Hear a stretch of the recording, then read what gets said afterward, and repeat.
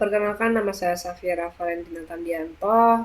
Di video kali ini saya ingin menjelaskan tentang profil resiko dari BPR Ambarawa Harta Sarana. Visi misi dari BPR Ambarawa Harta Sarana, visi yang pertama adalah menjadi bank perkreditan rakyat yang dinamis, tumbuh sehat untuk kesejahteraan stakeholder. Kemudian misi yang dimiliki BPR Ambarawa Harta Sarana adalah yang pertama, memperluas jaringan kantor dan jejaring inovasi produk dengan didukung teknologi informasi. Yang kedua, menciptakan good banking governance atau GBC demi kesejahteraan yang langgeng dan terpercaya untuk kepentingan atau kesejahteraan. Sekilas informasi dari BPR Ambarawa Harta Sarana ini. BPR Ambarawa Harta Sarana ini didirikan untuk memberikan pelayanan dalam bentuk jasa perbankan, yaitu jasa kredit, jasa tabungan, dan jasa deposito. Sehingga diharapkan masyarakat Ambarawa dan sekitarnya itu dapat lebih mengembangkan usahanya. Di dalam BPR Ambarawa Harta Sarana juga terdiri dari bagian pemasaran, dana perkreditan, teller atau kasir, administrasi dari tabungan dan kredit, serta bagian pembukuan yang dikepalai oleh seorang direktur. Berikut ini adalah rancangan dari struktur organisasi di dalam BPR Ambarawa Harta Sarana. Yang pertama ada rapat anggota, bawahnya ada dewan pengurus, kemudian ada pimpinan, kemudian akan ada kepala kantor yang mengepalai 4 bagian. Yang pertama adalah ada kepala bagian operasional, bagian pembukuan, kepala bagian kredit, dan kepala bagian marketing. Dan di bawah 4 bagian tadi juga ada membawahi bagian-bagian lainnya. Yang pertama, kepala bagian operasional membawahi teller dan kasih dana, dan kasih dana ini, membawahi lagi bagian deposito, administrasi tabungan, koordinator kolektor, dan yang di bawahnya ada kolektor tabungan. Kemudian ada kabak dari kredit, itu dibawahi oleh administrasi kredit, pengawas, dan juga analisis kredit. Dan untuk kepala bagian marketing di bawahnya ada customer service dan juga marketing. Kemudian masuk ke dalam tujuan umum dan tujuan khusus. Tujuan umum yang dimiliki yang pertama, meningkatkan efisiensi dan pengoptimalan operasional BPR Ambarawa Harta Sarana, dan yang kedua, mendukung pertumbuhan BPR Ambarawa Harta Sarana yang berkelanjutan. Sedangkan tujuan khusus yang dimiliki yang pertama, mengelola resiko yang ada sehingga dapat menciptakan fondasi yang kuat untuk pertumbuhan BPR Ambarawa Harta Sarana, kemudian memastikan kepatuhan terhadap peraturan dan perundang-undangan yang berlaku, dan yang terakhir untuk tujuan khususnya yang ketiga yaitu meminimalkan kerugian akibat fluktuasi harga pasar, kesalahan manusia, proses, atau sistem. Nah, berikut ini adalah manfaat dari diberlakukannya pengelolaan risiko tadi. Yang pertama ada meningkatkan kesejahteraan dan stabilitas BPR. Ini menganalisis dan juga mengelola risiko sehingga dapat mengurangi kemungkinan terjadinya kerugian. Kemudian yang manfaat kedua adalah meningkatkan efisiensi operasional, yang mana akan mengidentifikasi dan mencegah kerugian serta meningkatkan efisiensi operasional bank dan mengurangi biaya. Kemudian manfaat yang terakhir ada meningkatkan kepercayaan nasabah, yang mana ini akan meningkatkan juga jumlah nasabah dan dana dari pihak ketiga.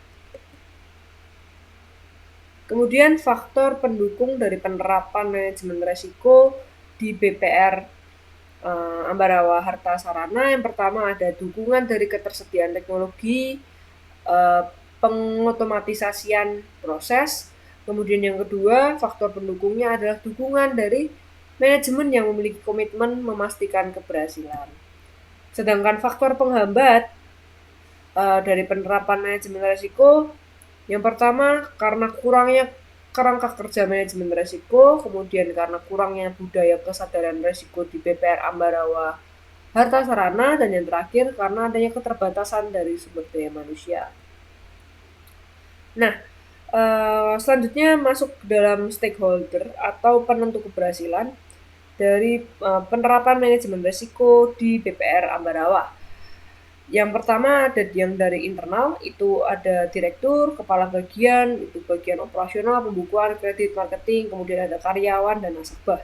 Dan untuk stakeholder eksternal, yang pertama ada pemerintah, kemudian ada Bank Indonesia, kemudian ada Otoritas Jasa Keuangan atau OJK, dan yang terakhir ada masyarakat. Kemudian kita akan masuk ke dalam manajemen risiko dari BPR Ambarawa Harta Sarana. Dan berikut adalah BTR atau batas toleransi dan juga kertas kerja dari manajemen risiko, di mana total pendapatan bunga dari penempatan dana di dalam BPR Ambarawa ini sebesar 35 juta, dan juga BTR-nya atau batas toleransi risikonya yang diasumsikan 10% dari total pendapatan, yaitu 3.500.000. Nah, di sini diasumsikan kalau total pendapatan BPR Ambarawa Harta Sarana ini adalah 100 juta rupiah, dan pendapatan untuk bagian bunga dari penempatan dananya adalah 35%. Dan selanjutnya ada tabel dari indeks likelihood dan dampak, 20% sebesar 700.000, kemudian 40% sebesar 1,4 juta, kemudian 60% ada 2,1 juta, kemudian 80% ada 2,8 juta, dan 100% yaitu 3,5 juta. Dan selanjutnya ada merupakan tabel dari kriteria peluang terjadinya resiko perusahaan. Ada range atau indeksnya dari 1 sampai 5, dari sangat kecil sampai sangat besar, dengan berapa persen dari targetnya, dan juga jumlah kejadian dalam periode resiko. Lanjut ke dalam kategori resiko di dalam BPR Ambarawa Harta Sarana. Resiko yang pertama itu karena menurunnya minat nasabah untuk menabung akibat dari fluktuasi bunga. Ini masuk ke dalam kategori finance risk atau resiko dalam keuangan. Kemudian yang kedua ada risiko nasabah dapat menarik dananya secara massal, terutama dalam situasi krisis ekonomi atau jika mereka kehilangan kepercayaan terhadap bank. Ini masuk ke dalam kategori strategi and planning risk. Kemudian yang ketiga ada terjadi gempa bumi atau bencana alam yang dapat menyebabkan kerusakan properti bank dan mengganggu operasi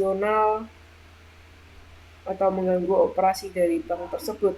Ini masuk ke dalam kategori hazard risk. Kemudian yang keempat ada ketidakcukupan staf atau infrastruktur yang dapat menyebabkan antrian panjang dan proses yang lambat sehingga memicu juga ketidakpuasan dari nasabah. Ini masuk ke dalam risk kategori operasional atau infrastructure risk. Dan yang terakhir, risiko yang kelima, karena adanya kegagalan sistem komputer atau jaringan yang dapat mengganggu operasi bank dan menghambat aktivitas penarikan dan penyetoran dana. Ini masuk ke dalam kategori operasional atau infrastructure risk. Kemudian masuk ke dalam pembahasan tiap resikonya. Yang pertama kita akan membahas tentang profil resiko dari resiko pertama. Ini masuk ke dalam unit kerja dari kepala bagian operasional. Sasaran dari resikonya adalah terjaganya stabilitas pertumbuhan dana pihak ketiga. Dan resikonya atau deskripsi dari resikonya ini adalah menurunnya minat nasabah untuk menabung akibat dari fluktuasi suku bunga. Akar penyebab yang dapat menyebabkan terjadinya resiko ini ada 3. Yang pertama ada ketidakpercayaan nasabah terhadap sistem keuangan akibat fluktuasi suku bunga yang signifikan dan tidak terduga. Kemudian yang kedua ada penurunan daya beli sehingga membuat nasabah merasa bahwa menabung itu tidak membantu mereka meningkatkan kekayaan mereka. Kemudian yang ketiga, fluktuasi suku bunga membuat nasabah itu tidak yakin dengan keuntungan yang akan mereka dapatkan dari menabung. Kemudian hal yang mengindikator risiko ada 3 juga. Yang pertama, karena adanya penurunan tingkat pertumbuhan dana pihak ketiga atau DPK secara signifikan. Kedua, penurunan rasio tabungan secara keseluruhan di sektor perbankan. Dan yang ketiga, adanya customer complaint terkait ketidakpuasan mereka terhadap suku bunga dan layanan bank. Kemudian, faktor positif atau internal control yang ada pada saat ini di dalam BPR Ambarawa ini ada 2. Yang pertama, adanya pedoman untuk memberikan informasi yang jelas dan transparan kepada nasabah tentang fluktuasi bunga dan dampak terhadap produk tabungan bank. Kemudian yang kedua, penawaran produk tabungan yang beragam dan juga menarik untuk memenuhi kebutuhan dan preferensi dari nasabah. Dampak kualitatif yang dapat ditimbulkan, yang pertama resiko terhambatnya pertumbuhan bank akibat turunnya pendapatan dan laba bank. Kemudian yang kedua, resiko ketidakpastian pasar yang menyebabkan volatilitas dalam harga aset dan berdampak pada stabilitas keuangan. Kode resiko dari resiko yang pertama ini diberi kode TRY 01 dan sasarannya seperti yang sudah ada di atas, terjaganya stabilitas pertumbuhan dana pihak ketiga. Kemudian probabilitasnya masuk ke dalam range ketiga atau indeks 3 dan dampaknya masuk ke dampak dengan indeks 5 atau berat. Sehingga skor resiko inherennya menghasilkan 15 dan tingkat resiko inherennya menghasilkan extreme high. Dan probabilitas dari resiko inheren kualitatif ini 80% dan dampak finansial resiko inheren ini sebesar 2.800.000 dan nilai bersih resiko inherennya sebesar 2.240.000. Sehingga masuk ke dalam kategori, karena probabilitasnya 3, sehingga masuk ke dalam kategori moderate atau sedang di dalam kategori resiko. Selanjutnya ini tetap masih dalam profil resiko yang pertama tadi, menurunnya minat nasabah untuk menabung akibat dari fluktuasi suku bunga. Dampak finansial risiko inherennya atau detail dari dampak finansial risiko inherennya, yang pertama karena adanya penurunan dana pihak ketiga atau DPK dan pendapatan bunga. Ini dampaknya bernilai 2.800.000 dengan keterangan diasumsikan BPR mengurangi dana yang ditempatkan di bank lain akibat dari penurunan DPK sebesar 8%. Ini adalah asumsinya. Kemudian penurunan DPK juga mengakibatkan pada penurunan bunga dari penempatan dana. Struktur pendanaan dananya ada 60% itu di dalam deposito berjangka, 30% itu dalam sertifikat deposito, 10% dalam tabungan, dan rata-rata suku bunga penempatannya 6% per tahun di dalam deposito berjangka, 5% per tahun dalam sertifikat deposito, dan 3% per tahun di dalam tabungan. Sehingga dihasilkan nominal sebesar 2.800.000 tadi, dan itu dampaknya adalah 80%. Kemudian untuk rencana penanganan risiko ada satu, yaitu menawarkan produk tabungan atau deposito dengan suku bunga yang ditingkatkan sehingga kompetitif dan juga menarik. Nah, ini keterangannya, dengan keterangan itu perkiraan nilai hadiah, memberikan nilai hadiah kira-kira sebesar 25.000 per nasabah dan jumlah nasabah yang ditargetkan adalah 100 orang. Sehingga nilai dari atau nominal yang harus dikeluarkan dari rencana penanganan risiko ini adalah 2.500.000 karena 25.000 dikali 100 nasabah. Sehingga menghasilkan total biaya penanganan risiko yaitu 2.500.000 dan total dari nilai dampak finansial risiko residual atau dampak finansial risiko yang sudah dikurangi dengan penanganan risiko tadi tersisa Rp300.000 dengan dampaknya sebesar 8,57%. Selanjutnya kita masuk ke dalam resiko residual dari profil resiko yang pertama. Setelah ditangani atau resiko ini setelah ditangani atau dikelola, probabilitas resiko residual menjadi dalam taraf nomor 1 atau sangat kecil, kemudian dampak resiko residualnya masih di dalam 3 atau sedang, sehingga menghasilkan skor resiko residualnya 3 dengan tingkat resiko residual low risk. Probabilitas risiko residual kualitatifnya itu adalah 20%. Sehingga seperti yang sudah kita lihat tadi di sebelumnya, dampak finansial risiko residualnya yaitu Rp300.000 dan menghasilkan nilai bersih risiko residual Rp60.000. Dan departemen yang membawai atau mengatasi dari risiko yang pertama ini adalah kepala bagian operasional. Sehingga detailnya dapat dilihat di sini.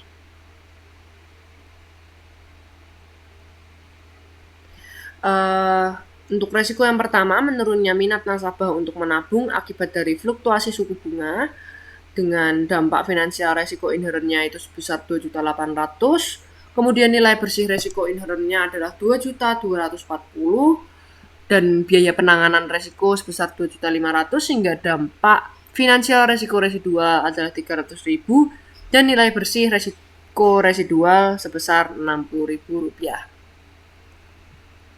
Lanjut. Sebentar. Strategi yang dilakukan yaitu mitigate dan ada risk appetite. Ini atau metrik dari resiko yang pertama itu seperti yang ada di sebelah kanan sini. Inherent risk ratingnya ada di dalam extreme high. Kemudian risk appetite-nya ada di low risk dan juga setelah resiko ditangani atau residual risk ratingnya ada di low risk juga. Lanjutnya masuk ke dalam resiko yang kedua. Resiko yang kedua ini adalah nasabah dapat menarik dananya secara massal terutama dalam situasi krisis ekonomi atau jika mereka kehilangan kepercayaan terhadap bank. Unit kerja yang membawai dari masalah ini, mengatasi dari masalah ini adalah kepala bagian operasional dan sasaran dari resiko pengelolaan resiko atau manajemen resiko yang ada yaitu meminimalkan volume penarikan dana pada waktu yang singkat pada saat terjadi situasi tertentu. Akar penyebabnya ada 3. Yang pertama, munculnya skandal atau rumor yang beredar tentang masalah keuangan bank. Kemudian yang kedua, turunnya nilai aset secara dramatis pada saat terjadi krisis ekonomi. Dan yang ketiga, kegagalan bank lain dalam sistem keuangan dan yang dapat memicu kekhawatiran dari nasabah. Yang mengindikatori risiko ada 3 juga. Yang pertama, peningkatan volume penarikan dana secara signifikan dalam waktu singkat. Kedua, penurunan saldo dana pihak ketiga atau DPK secara signifikan dalam waktu yang singkat. Kemudian yang ketiga, penurunan harga saham bank secara signifikan dalam waktu singkat, terutama dalam periode krisis ekonomi atau pada saat rumor negatif tentang bank. Kemudian, faktor positif yang ada saat ini itu ada 2. Yang pertama, terdapat pemberian informasi yang jelas, terbuka, dan transparan kepada nasabah tentang kondisi keuangan bank, terutama dalam kondisi atau situasi krisis. Kemudian yang kedua, terdapat penjagaan likuiditas bank yang memadai untuk memenuhi kebutuhan penarikan dana nasabah bahkan dalam situasi krisis. Dan dampak kualitatifnya, yang pertama meningkatnya risiko keuangan likuiditas bank, kedua risiko terganggunya operasional bank dan rusaknya reputasi dari bank. Kemudian kita akan masuk ke dalam risiko inherent. Dari resiko yang kedua ini, probabilitasnya masuk ke dalam rating sedang atau di dalam rating nomor 3 dan dampaknya itu masuk ke dalam rating nomor 4 atau sangat berat. Sehingga skor resiko inherentnya adalah 12 dengan tingkat resiko inherentnya masuk ke dalam high risk. Dan probabilitas resiko inheren kualitatif 60%, dampak finansial resiko inheren yang diakibatkan itu sebesar 2.450.000 dan nilai bersih dari resiko inheren adalah 1.470.000.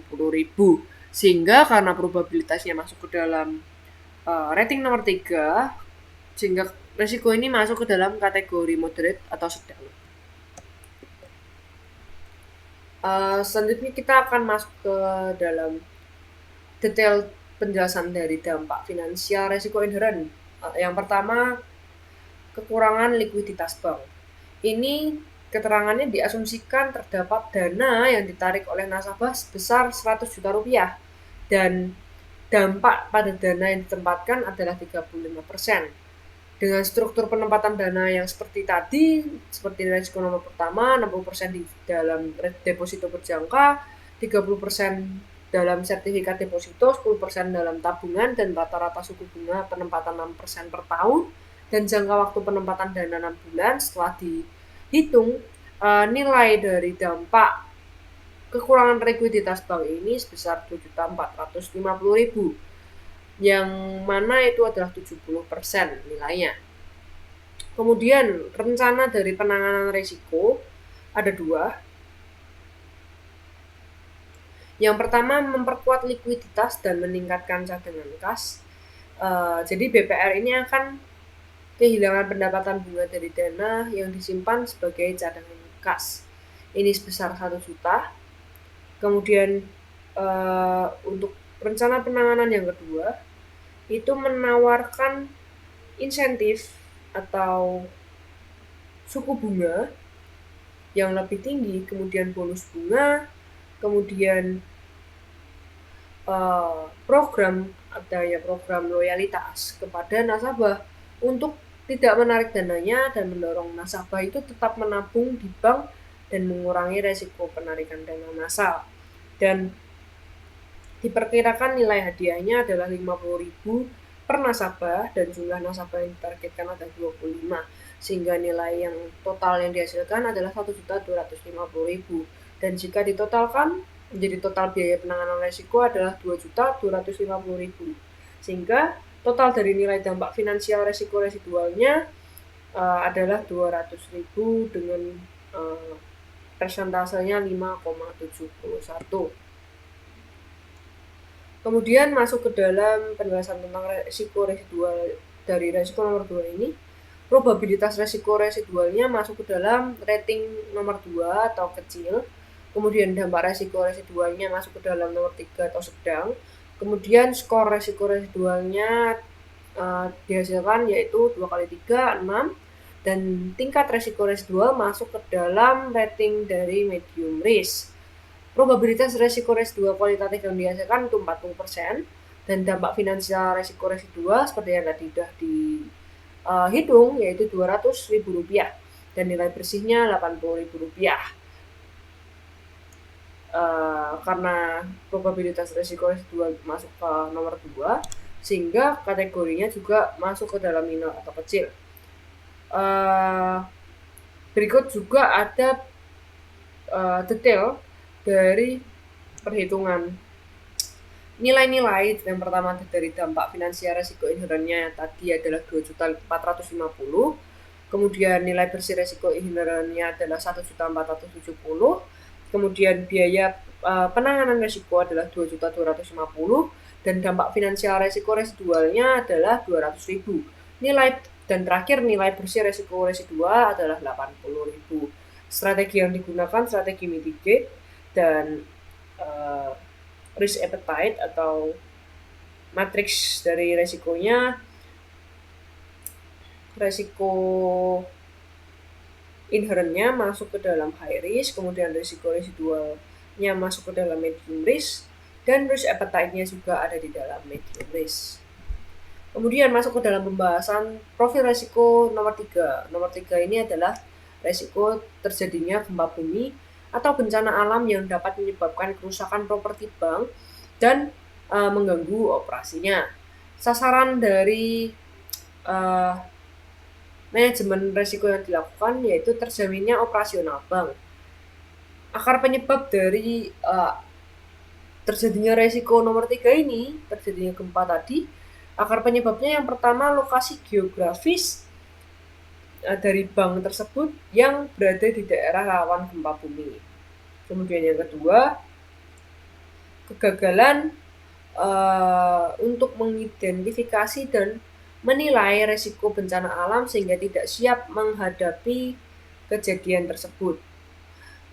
Kemudian yang ketiga, akar penyebabnya adalah kurangnya rencana kesiapsiagaan dan kurangnya infrastruktur yang tahan gempa. Indikator yang dapat menandai resiko nomor 3 ini, yang pertama, mengidentifikasi riwayat terjadinya gempa bumi dengan menggunakan data historis dan peta resiko bencana alam. Kemudian yang kedua, memantau aktivitas seismik dan cuaca di wilayah operasional atau operasi bank secara real time. Kemudian yang ketiga, melakukan audit infrastruktur secara berkala dan memperkuat struktur yang lemah.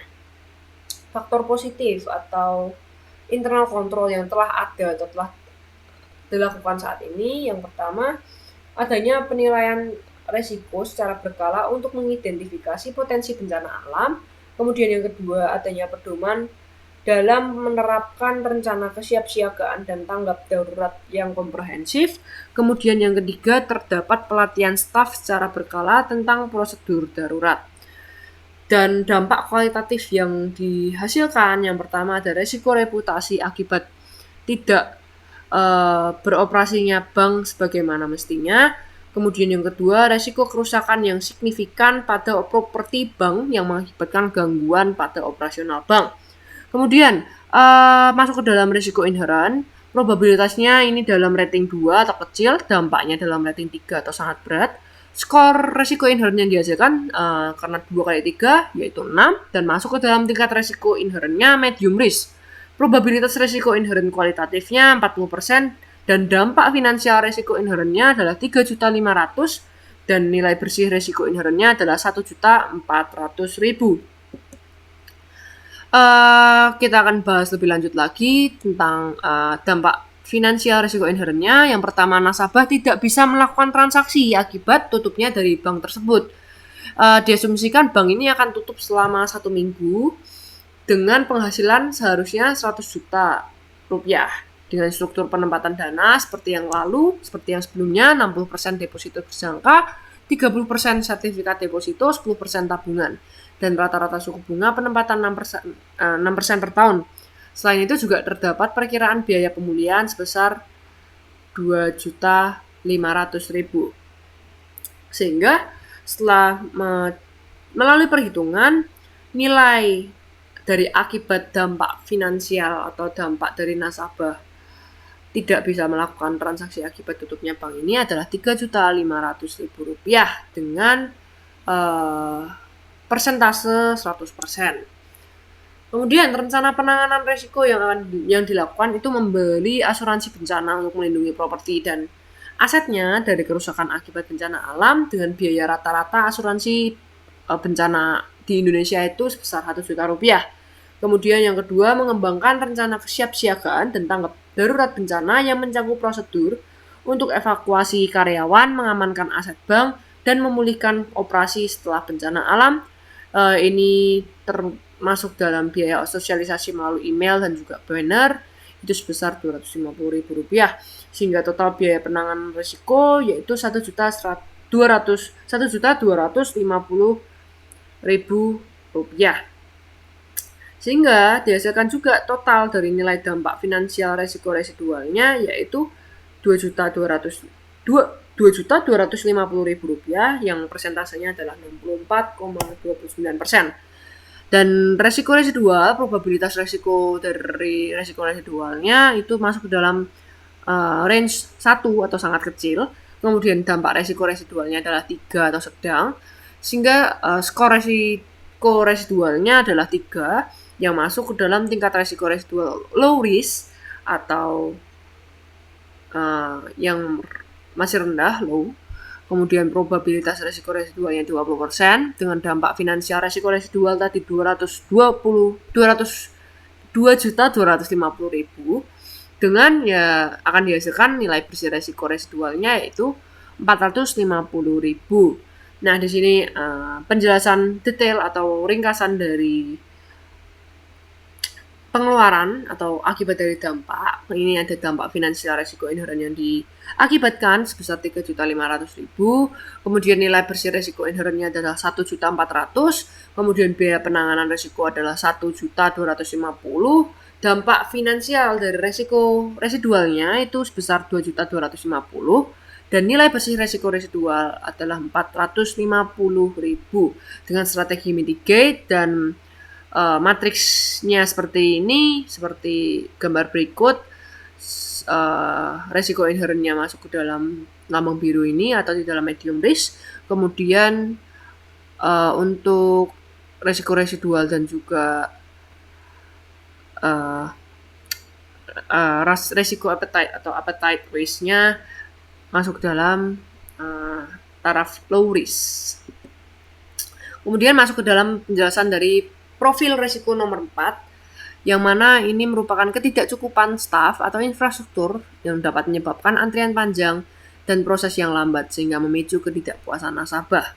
Sasaran dari manajemen resiko nomor 4 ini terdapatnya kecukupan staf dan infrastruktur yang memadai. Di sini akar penyebabnya yang pertama karena kegagalan untuk mengantisipasi pertumbuhan bisnis di masa depan. Kemudian yang kedua, tidak pernah melakukan analisis pasar dan proyeksi permintaan yang akurat. Kemudian nomor 3, kurangnya pengembangan staf dan pelatihan yang berkelanjutan serta kapasitas infrastruktur IT yang ada. Indikator risiko yang dapat mengindikasi yang pertama meningkatnya durasi rata-rata transaksi bank, kemudian yang kedua peningkatan jumlah keluhan nasabah terkait antrian panjang, proses lambat, dan pelayanan yang kurang memuaskan. Kemudian nomor 3, peningkatan frekuensi transaksi ke saluran digital. Kemudian faktor positif atau internal control yang ada saat ini ada 3. Yang pertama, adanya perencanaan tenaga kerja yang efektif dengan dilakukan analisis volume transaksi, pola kunjungan nasabah, tren industri di masa depan. Kemudian adanya perkembangan teknologi dan komputerisasi yang telah dibangun. Kemudian nomor 3, adanya pelatihan dan pengembangan keterampilan kepada staf terkait pemberian layanan yang lebih baik dan cepat kepada nasabah. Dan yang terakhir, karena adanya dari resiko nomor 4 ini mengakibatkan dampak kualitatif ada 3. Yang pertama, meningkatnya resiko yang mengakibatkan banyaknya keluhan nasabah kepada staf dan ulasan negatif online yang diunggah. Kemudian nomor 2, resiko beralihnya nasabah ke bank lain dengan pelayanan yang lebih cepat. Kemudian nomor 3, adanya resiko hilangnya kepercayaan kepada bank atau merusak reputasi dari bank. Sehingga di bawahnya ada tabel dari resiko inheren, probabilitasnya masuk ke dalam rating 2 atau kecil, dengan kategorinya ya masuk ke minor.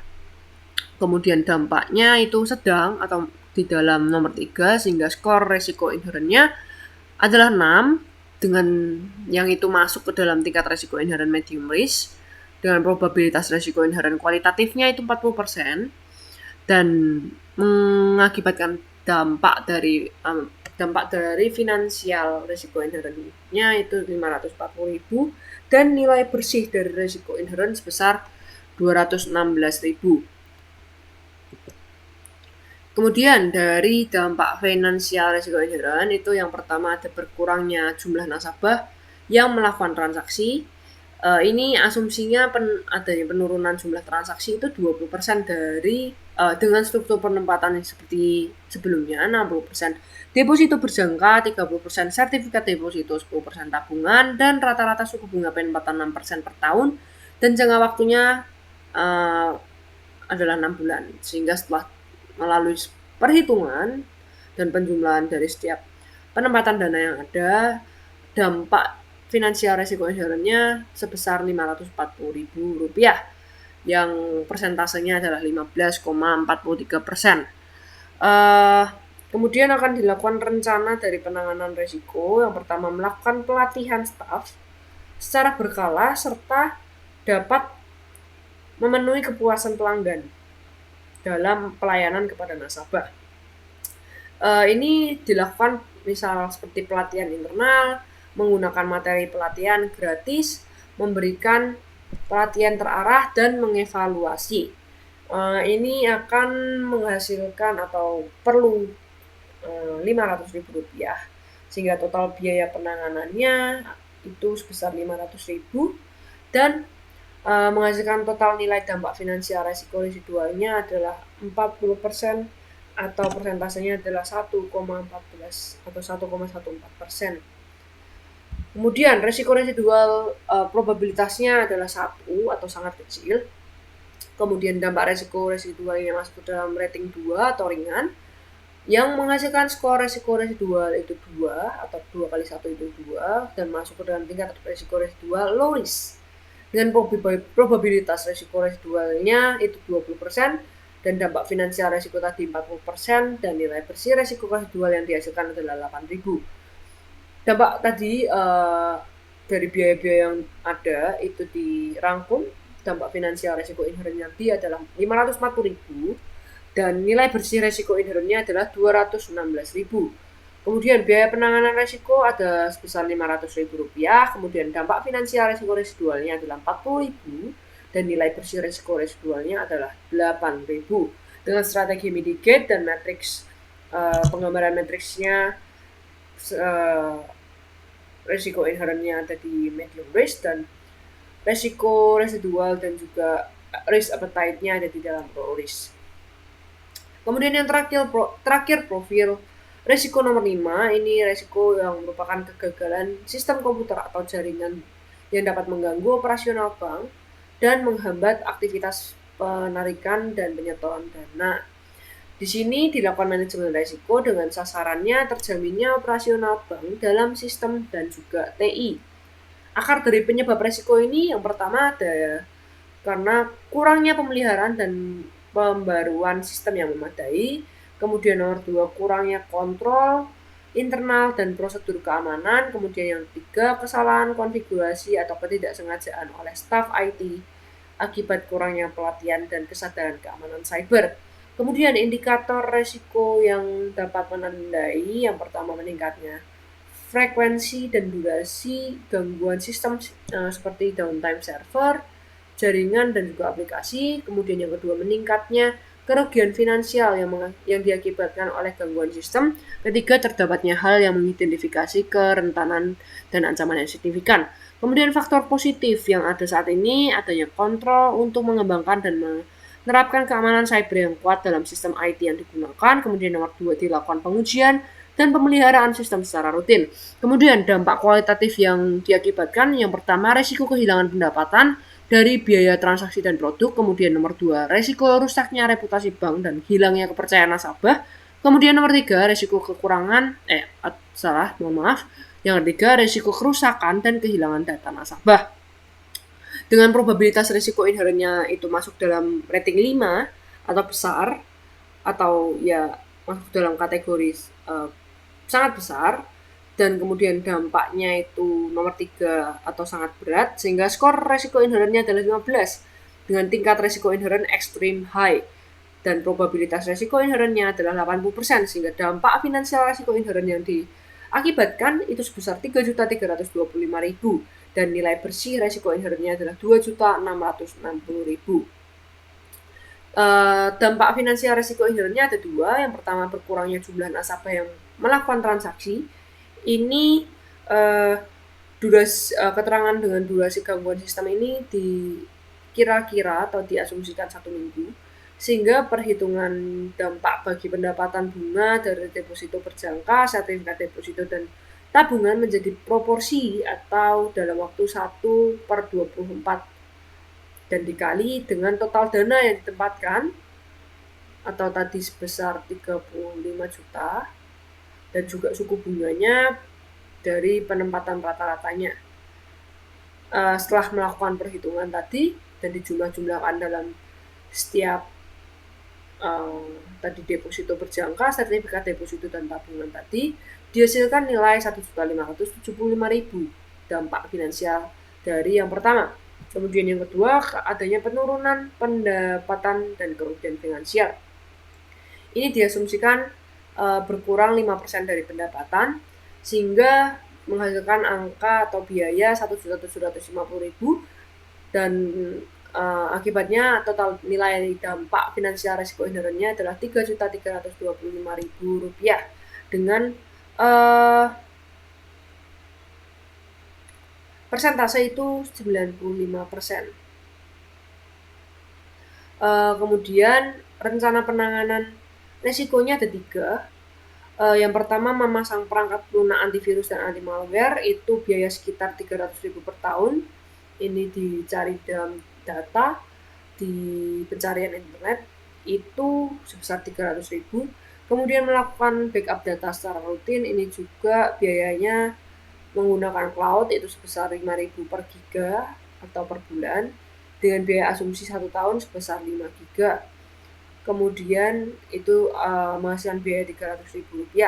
Kemudian yang ketiga, menerapkan sistem keamanan jaringan. Ini menggunakan sistem jaringan yang masih terbilang murah dan rendah karena biaya dan menggunakan solusi open source untuk keamanan jaringan. Ini sebesar Rp2 juta, sehingga total penanganan atau total biaya penanganan dari resiko itu sebesar 2.600.000 dan akhirnya menghasilkan total nilai dampak finansial resiko residual itu sebesar Rp725.000 dengan dampaknya atau dalam persentase itu 20,71%. Kemudian resiko residual probabilitasnya ada di taraf nomor 2 atau kecil. Kemudian dampak resiko residualnya nomor 3 atau dalam rating sedang, sehingga menghasilkan skor resiko residualnya adalah 6 dan masuk ke dalam range dari medium risk. Kemudian probabilitas resiko residual kualitatifnya adalah 40% dan menghasilkan tadi dampak finansial resiko residualnya Rp725.000 dan nilai bersih resiko residualnya 40%-nya yaitu Rp290.000. Dan di sini juga ada sudah ringkasan dari biaya-biaya atau dampak nilai bersih dari risiko inheren ataupun residual yang ada.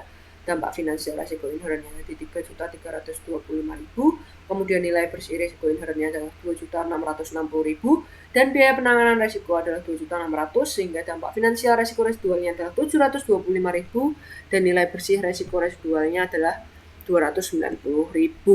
Dan strateginya adalah mitigate. Kemudian kalau tadi matriksnya, kalau tadi di resiko inheren itu ada di extreme high, kalau di dalam resiko residual dan juga resiko appetite-nya itu dalam taraf medium risk. Dan ini adalah risk profile dan juga residual risk dari BPR Ambarawa Harta Sarana dan juga risk appetite yang sudah dijelaskan sebelumnya. Dan berikut juga adalah profil resiko dari BPR Ambarawa Harta Sarana dan juga grafik yang dihasilkan. Sekian presentasi dari saya, terima kasih.